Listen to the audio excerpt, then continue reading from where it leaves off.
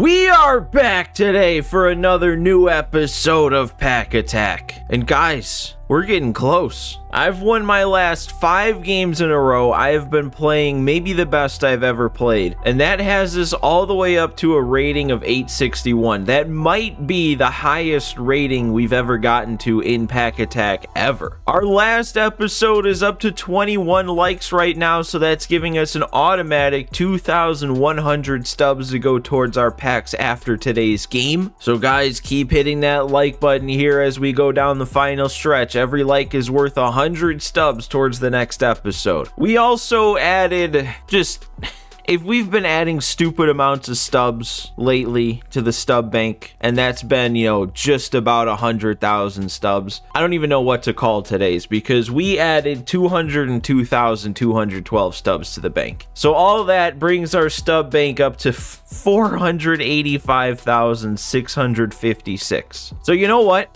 We're gonna spend it. We're still gonna spin our program wheel for today's episode, but also we've gotten so caught up only spinning wheels and that being the only source of getting new cards that I've forgotten that I can still just buy things from the shop. So what I want to do today is I want to go trout fishing. We can buy whichever chase pack we want here for 25,000 stubs, and Mike Trout, the 99 overall. This one, maybe the best Mike Trout card ever. This is in pack 7. But like I said, we're still going to spin our program wheel today because, we're still looking for good pitchers, especially good relievers. There's still both of those things on this wheel. So 40,000 stubs for our one program wheel spin of the episode, and we forgot to change the settings, so we got a long spin today, and it's going to end up landing on the Season 1 Boss Pack. And I know exactly where this is and who is in it. It's at the very end of my pack list. And there's only 2 options out of this pack, and there's really only one real option when comparing these 2 cards. This 99 Bob Gibson. I don't know. Looking at his card now, I feel like those ratings aren't as good as I feel like I remember this card being, but this card was dominant. Nobody could hit him. If you loaded into a game with this card on the mound, it was probably like a 50-50 chance the dude was going to offer you a friendly quit. Nobody wanted to face Bob Gibson early on in the year this year. Now, when Season 1, initially came out, there was 5 bosses in this pack, but 3 of those bosses were World Baseball Classic players. So there's the whole license running out at the end of the year thing. So we only get the choice between 2 of these guys. We can't add like Murakami, who was initially in that pack. I'm actually trying to think now, and I don't know if I can remember who the other 2 bosses even were. So I'll be replacing Lefty Grove with our new Bob Gibson. I wasn't feeling that great about Lefty Grove anyway, but I do still kind of wish I got to pitch more than just the 1 inning with him in his first outing. But you can't not add this Bob Gibson card, and I think right now Lefty Grove was probably our weakest arm in the rotation. So the fact that we did pull a pitcher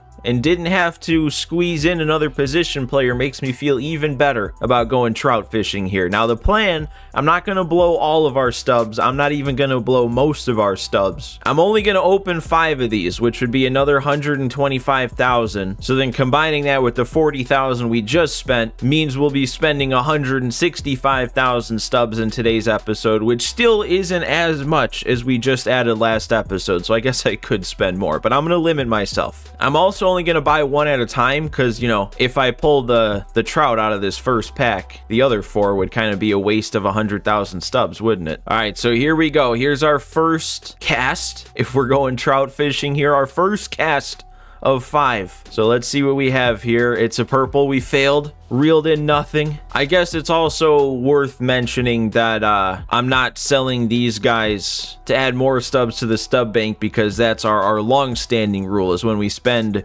stubs out of the stub bank on packs, we don't then add what we pull back to the stub bank. All right, so here we go. Our second cast out into the lake for 99 Mike Trout, and it's another purple. I don't know, man. I have not opened nearly enough chase packs throughout this year to know, what the odds are on actually pulling one of these guys, but I'm guessing it's probably worse than 1 out of 5. So if we do end up pulling him, that'd be pretty lucky. All right, cast number 3. What's it gonna be? Another purple. Is this all you get? Is you either get the 99 or you get purples? All right, our 4th cast out into the pond here. I feel good about this one. Yeah, I knew I should have. All right, here we go. Pack number 5. I don't want this to be the last one. Let's pull him. Don't tempt me into buying more. Come on. See, this is the kind of luck I have, right? When I'm not really, going for anything, when I just kind of earn a pack. We're pulling diamonds, we're pulling these great pulls, and then it's like, okay, when I'm actually gonna sit here and spend my stubs and go for something, that's when I just get shafted. That's how it's been all year. So smart people would be like, okay, that's it then. Clearly today's not my day, but you know what? I'm not smart people. We're buying one more. We're adding a 6th on. We can afford it. We'd still be over 300,000 stubs after opening 5, so this is only going to take us just below 300k, and I think it's still going to leave us higher than we started last episode with. So one final one. This is it. The extra one is going to pay it off, right? That's the lesson we should take away, is even when you've bet as much as you want to bet, you should always bet a little bit more. Actually, that'd probably be terrible then if this is the one that I pulled it in, because that's not how you should think. Yeah, that's what I get. That's what I get for exceeding my gambling limit here. 0 for 6, but you know what? Maybe we get lucky and make a bunch of stubs again after today's game, and then we can, head right back out to the lake tomorrow. But you know what? Our team's been playing out of its mind. Our team's been playing otherworldly lately. So it's not even a bad thing that we didn't add Trout. That would just give us a little bit more, But once again, I can't stop the rating window below 900, and it's kind of scary that we found an opponent immediately.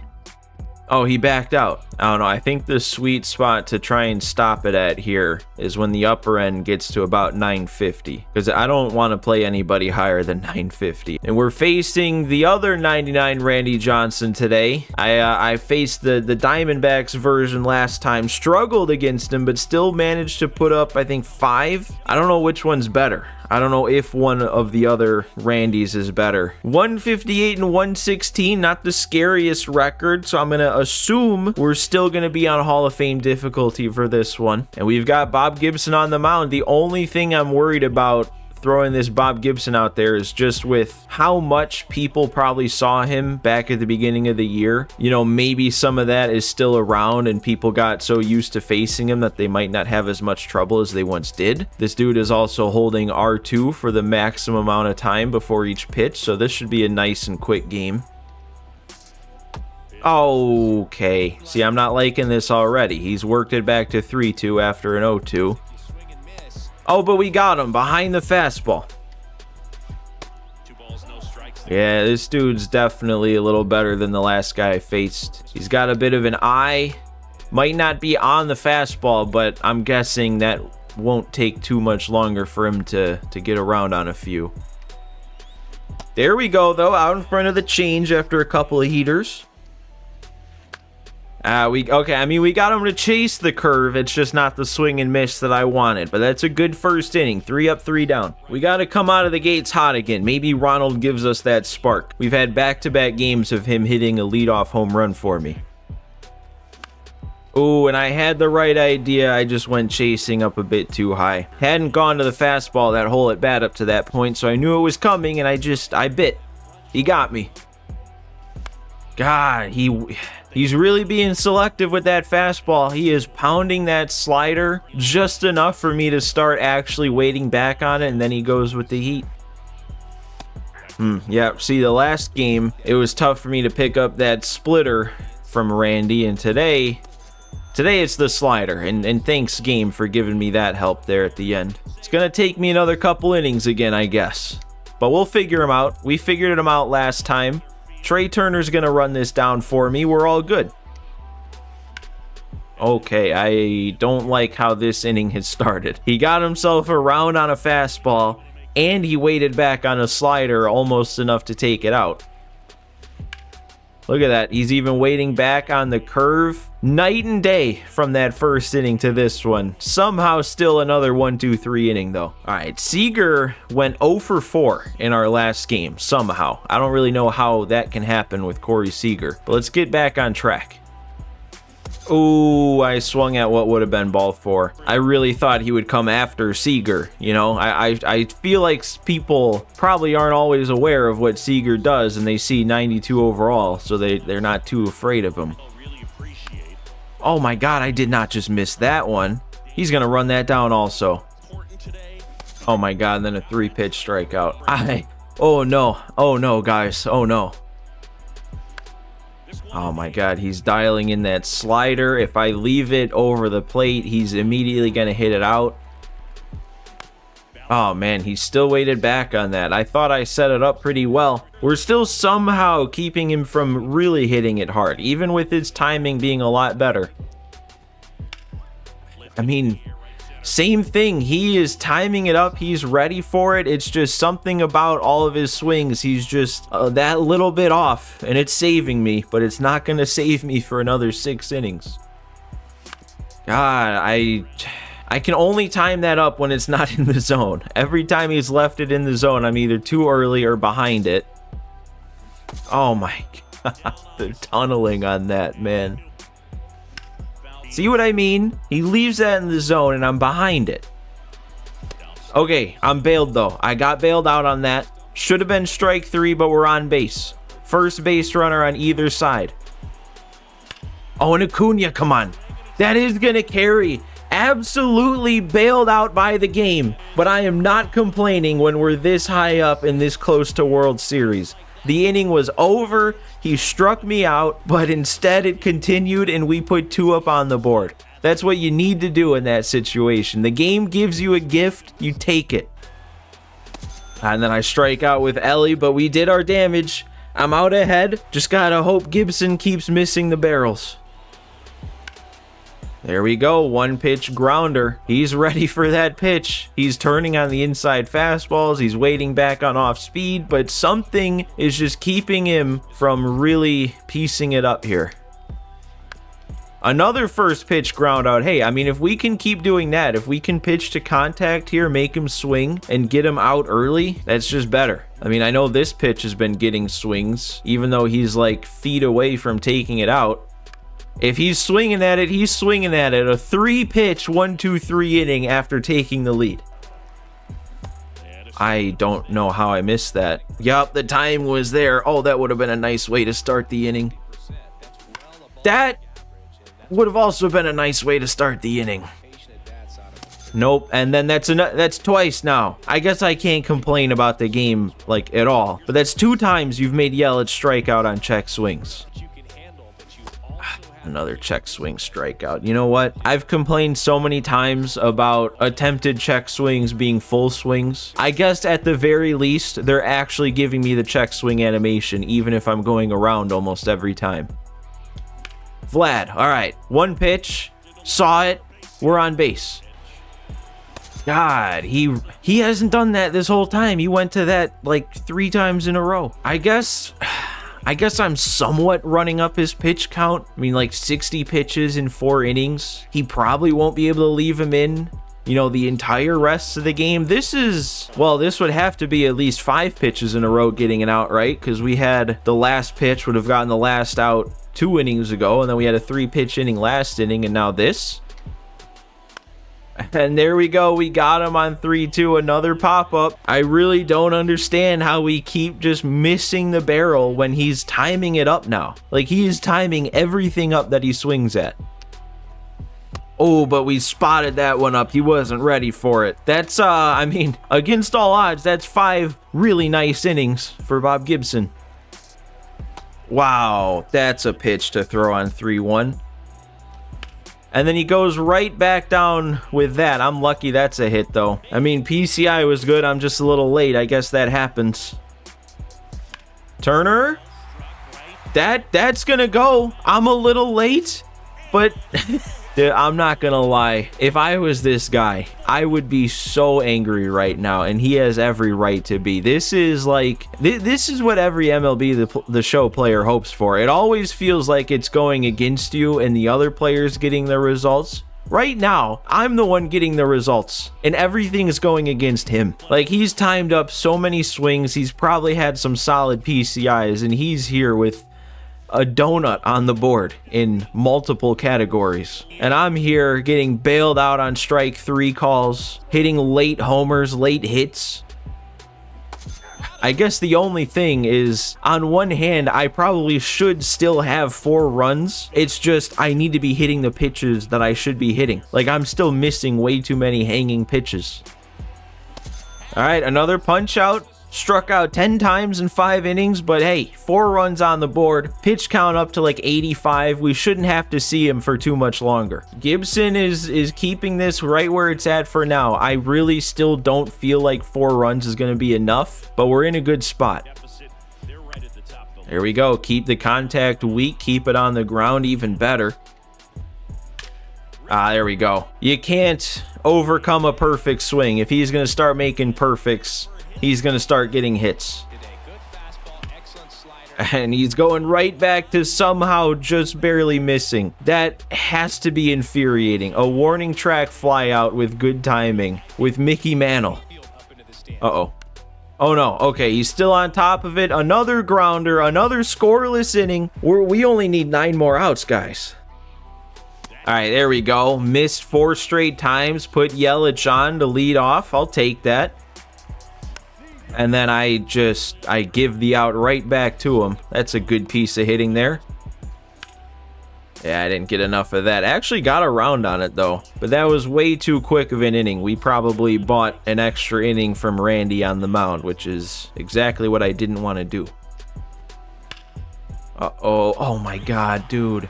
I'm really worried that I'm using up all of my good luck right now too early. Like, I need this sort of stuff to be going my way in the World Series game, not 2 games before. There we go. That was so much a long time coming there. It was only a matter of time at this point. Left that one just a little bit in the zone and he's all over it.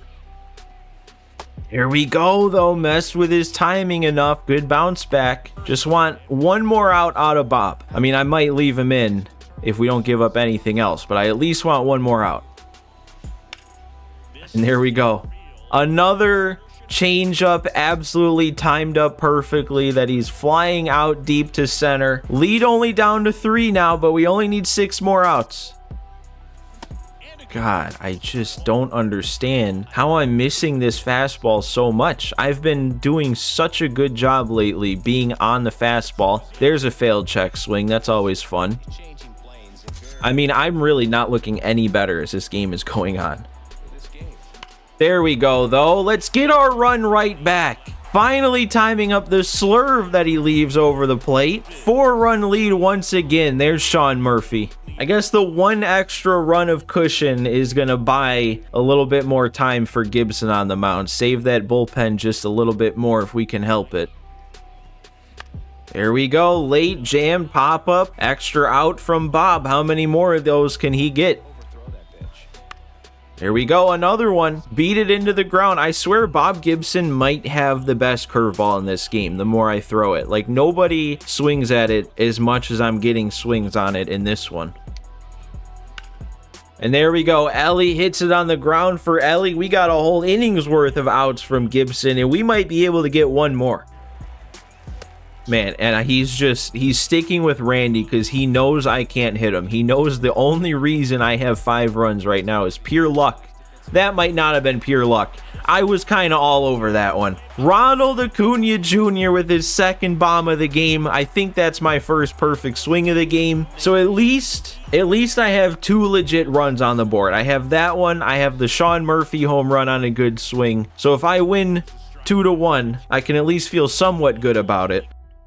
Oh, and now he quits. He throws 2 pitches to Ellie, and he's done. Only another plus 16, though. Seems to be the pace that we're climbing the rating at, so that should mean that we're 2 games away from World Series. I guess the only way that we're not, and we're potentially only 1 away, is if we face somebody up in the 900s and win. But I feel like usually this high up, no matter who you play, a plus 23 rating is a bit much to get. So it's probably 2 more wins. Gibson, though, gets up to parallel 1 in his first start. We got Yelich Yelich up to 2, even though he didn't really do anything. We don't have any extra packs today, so we can just get right into adding up our stubs. So from hitting, that's going to make us 9,100, over to pitching, that adds on another 7,200. The bonus category adds on 5,977. We're up to 6 wins in a row, and we have 8 parallel ones, 11 twos, no threes, 3 4s, and 1 5 for a total multiplier today of times 1.485 and a final stub count of 33,081. And I'm sorry for those of you who like the pack wheel spins, but I see that amount of stubs as just one more chance to go trout fishing before we end this episode. We get 7 show packs on top of it though, so we'll go ahead and open these up before we actually open up the chase pack itself. And I don't know, at this point,